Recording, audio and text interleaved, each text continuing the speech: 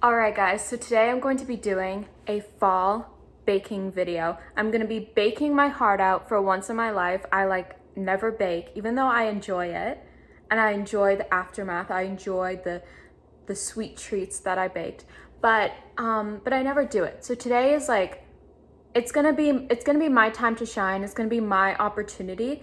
And what better season to bake in than fall? I mean, sure, you have Christmas baking, that's always good, but fall baking, come on.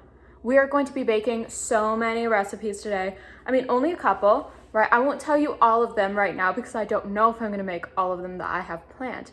But to start, we are going to be making coffee cake cookies from Gilmore Girls. Of course we are. I've been seeing it all over my For You page and I have to. They look delicious. So yeah, let's just get started.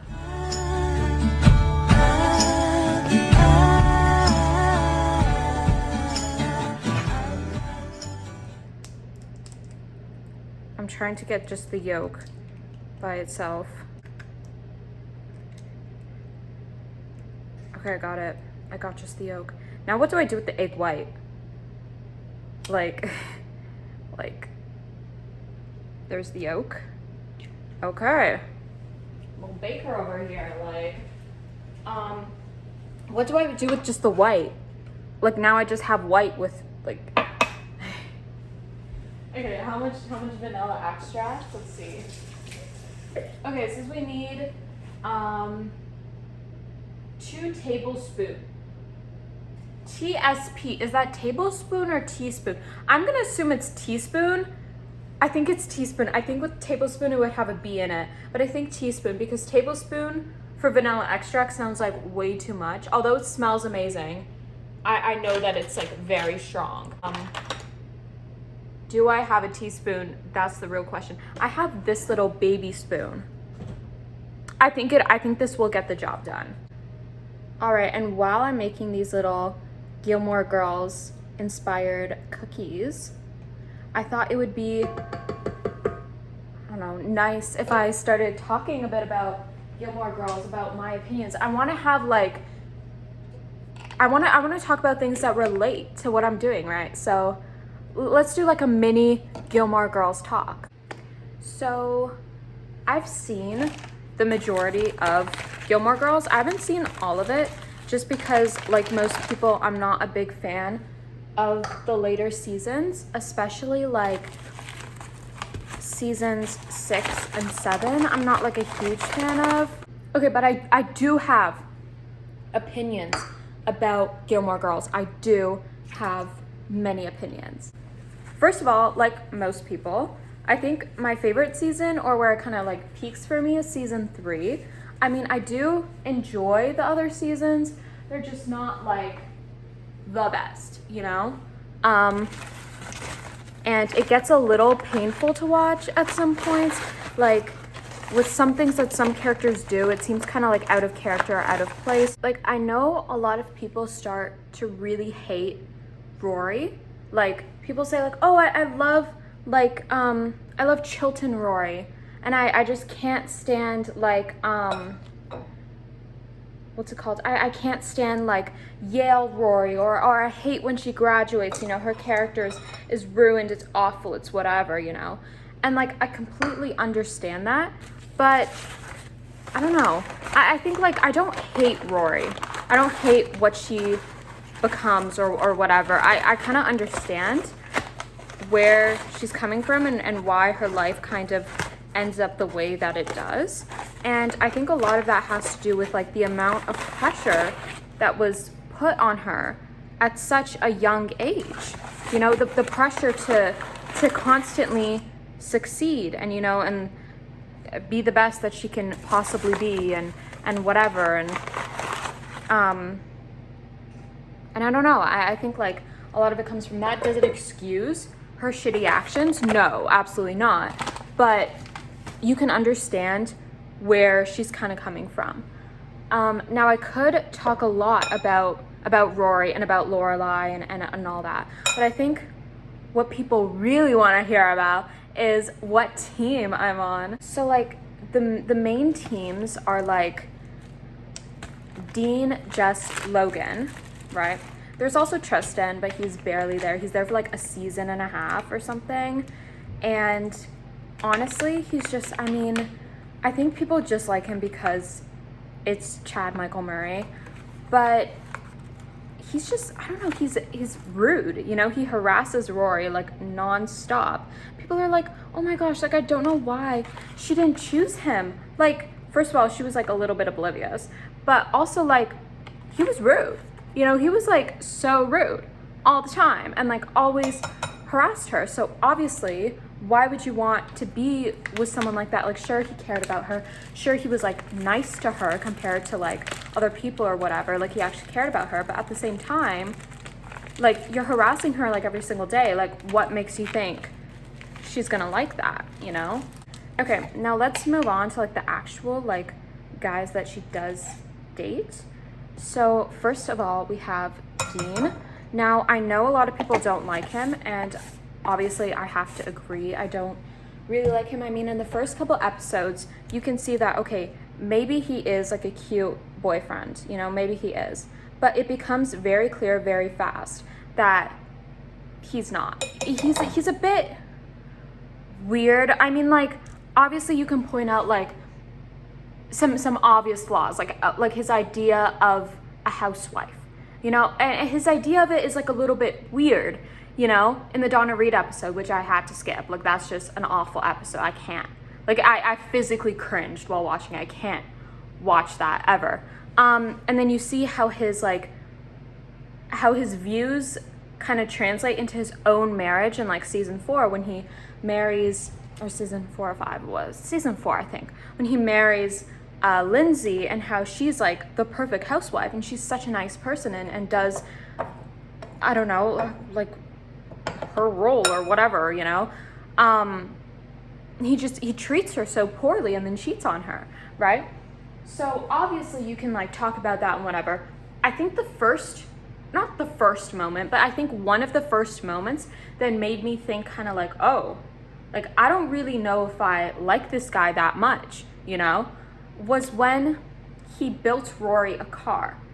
Now, this might be controversial because I know a lot of people like enjoy, you know, they're like, oh, like that's so cute. What do you mean? He built her a car. That's crazy.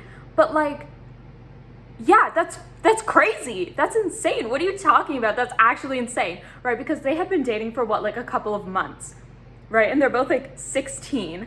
And he built her a car. You've only known her for a couple months. You've acted like you've known her for years. A car, you're building, I think if I were in that position, which I don't think I would ever be, to be honest, but like if I walked out of that house and some guy I just met basically a few months ago built me a car, I'd be like, whoa, what the hell is this? What's going on? Like, what do you want from me? Like, that's crazy. You built a car? Where'd you get the time? Like, get a hobby, man. Like, what is this? Like, I'd be kind of like, whoa, like something weird's going on, right? And then of course he's like, I built you a car, now say I love you.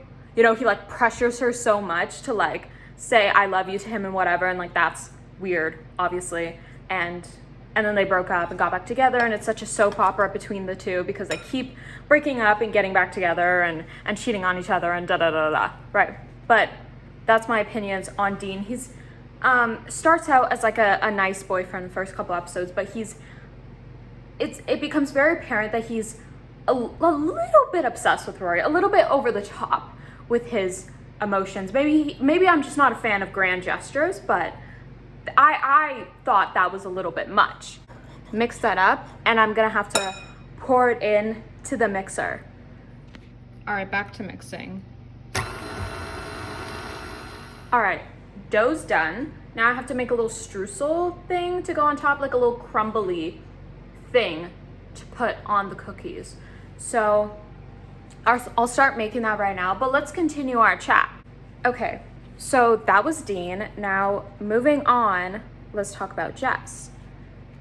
So first of all, I feel like there's like 3 stages of Jess, you know, his whole stage before he dated Rory, during his relationship with Rory, and then after, when he's like older, grown up, more mature, da-da-da.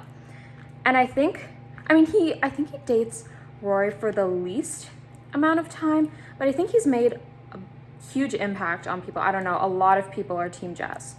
And I have many thoughts. First of all, obviously, before they're dating, it's a very cute phase. There's lots of tension. I think Rory is very rude to Dean during that phase. I mean, she does cheat on Dean. She does kiss Jess and whatever. But also she just doesn't want to accept the fact that she likes Jess because she's still in the relationship with Dean. And it takes her so long to accept the fact that she likes Jess. And that, I think that was very unfair to Dean, you know, regardless of what Dean did and how he's like weird and whatever. But that was not a great move, let's say. That was not great of Rory to do. But I mean, whatever, just a show. Yeah, during the phase, like leading up to them being together, it's very cute. There's a lot of like tension, whatever, and all that. Now, before I watched the show, I knew a lot of people were Team Jess. And so I was expecting like the best boyfriend ever to be Jess. You know, I was expecting him to be like such a good boyfriend, you know, and just treat her right all the time and just be like, I don't know, nice, just a nice person. But honestly, like during their relationship, Jess is far from the perfect boyfriend. He might actually be the worst boyfriend. Like there, I said it. He might actually be the worst boyfriend during their relationship. Like it's just, he is very rude to a lot of people. I mean, sure, he's like nice to Rory and whatever. He does hurt her a lot. He runs away. Like I know he was dealing with his own issues, but he straight up leaves her and then comes back, says I love you, then leave. Like this dude like was trying to get out of her life, but at the same time he wanted to be with her. Like he was going through his own thing, but like still, like let's not excuse the fact that he straight up left her multiple times. He like tried to force her to like do stuff with him at a party, right? Clearly she didn't want to and whatever, and they never did anything. But like a lot of people seem to forget that. What else? There's a list, all right? Just the fact that he was just rude to kind of like everyone in authority. I know he has like problems with authority because of like his own like issues and his teenage rebellion era, but like he was like an example that always comes to mind is the way that he treated Rory's grandparents, right? Emily and Richard. The way that he treated them compared to the way that Dean treated them, right? Dean was not welcomed into that family. Dean was not. Emily and Richard were very rude to Dean, but Dean was still respectful to them. I mean, obviously he was upset, but he came in with like respect, right? Jess, on the other hand, was welcomed at first, okay? During the day, I mean, Emily and Richard, they didn't like him, but they decided to be nicer to him than they were to Dean, right? They learned their lesson, let's say, right? And so they were nicer to Jess, but Jess was very rude. He came in with like a black eye. He came late. He had this whole attitude the whole time. Then I think he ended up like leaving early or something. And then that turned into like an entire argument. But it's like, what are you doing, man? What are you doing? Like actually. And so after all of those like little moments, and I mean, there's so many other little moments, I was just kind of like, why do people like him so much? Like the highs are high, you know, like the cute moments with him and Rory are very cute. But after everything else, like how can people really be like, oh, I really like them together? Because how? I don't really understand.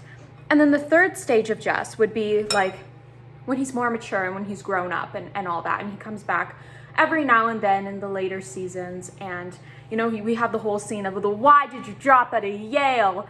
And so I think when people think Team Jess, they kind of think of like that side of him. you know, when he's grown up and he's like trying to like, and he's got his life together and he's a much nicer person and he turned out fine. And now he's trying to help Rory in whatever way, you know, why did you drop her, you know? And so I think a lot of people, when they think of Jess, they think of that when he's like older and more mature. But when he was actually dating Rory, he was far, far from being the perfect boyfriend, far from being even a good boyfriend. So safe to say, I'm not Team Jess. Okay, so I finished making everything except for the icing and except I haven't baked. You get it. So basically this is what I have to do. I have to take the cookie dough, put it here, put a little indent, and then put this little like mixture, which I definitely added too much flour to, crumble it on the top. So we'll see. All right, now while that's in the oven for a little bit, it's time to get started on the icing. So powdered sugar, milk in a bowl, mix. Oh, it's just powdered sugar and milk. Okay. So now it's time to talk about the final one, all right, Logan. So Logan appears when Rory goes to Yale. So I think he first makes his appearance in season 4 or season 5. I think it's season 4 when he first appears. And okay, Logan is very hard to describe. I mean, he does have his flaws, and I've seen people say like, at that time, you know, when Rory is with him at that point in the show, her life is kind of falling apart. You know, she's making kind of bad decisions and she feels like a failure and all that. And at the same time, Logan is also a little bit messed up. He does have his flaws. So I have seen people say that they're kind of right for each other in that sense because they're both flawed people and they kind of like work together. Now, I never like actually finished the show because I kind of got fed up. I stopped in the middle of like the vineyard episode and yeah, so I got back into it, but I haven't seen like I know what happens, right? And I also know what happens in A Year in the Life or whatever. I don't know, like I don't know what it is about Logan. I just feel like he has a very punchable face. Like maybe that's a bit rude, but he does have a bit of like a punchable face. I don't know what it is. Anyway, I think he's definitely a better boyfriend than Jess. I think, I don't know. He does, they also have that classic plot of like, he cheats on Rory, but they were actually on a break, but were they on a break? But I thought we were on a break, but I thought we weren't on a break. I thought we were just like broken up, you know, like that kind of thing. Logan, I don't know. Okay, I do know what happens in the end of Gilmore Girls, even though I haven't seen it. But basically, I do know that like he gives Rory a kind of like ultimatum when she graduates Yale, and says that basically like it's all or nothing. Like either you marry me right now, like you get engaged to me right now, or like it's over forever. That looked good. Look at that. Look at that glaze. You know? And I disagree with that kind of ultimatum. I mean, like, sure, like they had been together for a while or whatever, or at least a bit to like consider marriage. But right after she graduates, really? I don't know. I feel like it kind of makes sense why she would like say no. You know, a lot of people say like, oh, well, why would she say no? I would have said yes in a heartbeat. I don't know. I feel like it's a lot. You know, you just graduated. Now you're being proposed to, like it's all or nothing. And it's like, whoa, give me a second to think about that one. But like, I don't know. I think the reason it's hard for me to decide my feelings about Logan is because I don't really like Rory in those seasons. You know, I don't, it's not that I hate her. It's just, she makes like awful decision after awful decision, and she becomes a little bit more self-centered than she ever was. And it's like I'm not like as invested in her relationship in her like love life as I used to be, because I just like, she's just gotten to that point where it's like she's kind of being annoying, right? So I don't know, but to conclude, I don't think I can really choose a team, you know? So you just watched all that for me to tell you that I don't like anyone, and I'll probably end up alone because of that. But yeah, no, I can't really choose a team. I'm not really on any of the teams. I don't know, except Team Dave. Yes, I'm so mad that stupid actor had to go and film a different show, the OC or whatever. He should have stayed after season 3. He and Lane were perfect together, and that's part of the reason why I loved season 3 so much, was because of their relationship. And I'm so upset that Lane got with Zach, because I mean, Zach is just, I mean, come on, like like there's nothing up there, you know? And he's like, you know, anyway, I just feel like they're like not good together whatsoever. I don't know whose decision that was in the writing room, but please reevaluate what you were thinking. But no, like, it's just, I don't really like their relationship. I also don't really like what the writers did to Lane, because, I mean, with Lane getting pregnant and all that, like, are you kidding me? Are you serious? Are you being for real? Like, seriously? I don't know. I kind of, like, hate those kind of, like, rushed plots. Like, we need something quick to happen. Oh my gosh, pregnant!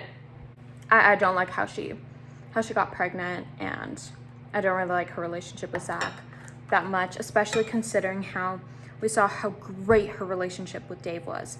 So to go from that amazing like peak of romance to then go to her with Zach, are you kidding me? Like, it's so like such a 180.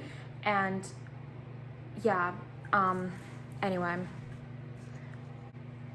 Oh, I also just briefly want to talk about Lorelai and Luke, right? Yeah, I think like obviously they're like made for each other, and all the seasons build up to them being together. What I really hated, and I think a lot of people also agree, was the whole April plot. You know how that's another thing I hate with these stupid, like, we need something to happen. Random daughter, mysterious child, you never knew you had that child. Like, it happens in so many shows, and I was so disappointed when that was a plot. Anyway, I think that plot created so much unnecessary tension between the two characters, and I don't know, I just think it was very unnecessary to add. I also think it didn't have to go on for that many seasons, but oh well. Anyway, the cookies are almost done. I'm gonna check on them right now. They're starting to look good. I really hope they turn out good. If not, this video was just like a fail. Also, I was like supposed to cook 4 things. All right, I was supposed to do coffee cake cookies, pumpkin cream cheese cookies, which I'm like so excited for, and pumpkin cake, and then also like these pumpkin spice cupcakes with this espresso cream cheese frosting. Clearly I'm not gonna get to any of that, or else this video would be like 2 hours long. All right, and I would be in the kitchen for like 5 hours baking. I really don't know what I was thinking. I didn't think I would sit here talking so long about Gilmore Girls, but here we are. I think I will make the pumpkin cream cheese cookies slightly off camera. Like, I'll still show you guys some of it, but slightly off camera so that we can still get those moving, right? But yeah. Okay, it smells really good. Do you think this is done, guys? Like, leave your answers in the comments down below, but I feel like it might be done. Let me pull them out. Okay, official review of the coffee cake cookies. I took a bite. I think I made them a bit too thick, because in the picture they're a bit thinner, so I think I should have done like a smaller scoop, or should have spread it out a little bit or something, but it's good. I don't know. Not the best cookie ever, but maybe if it was like thinner, it would be better. Still good though.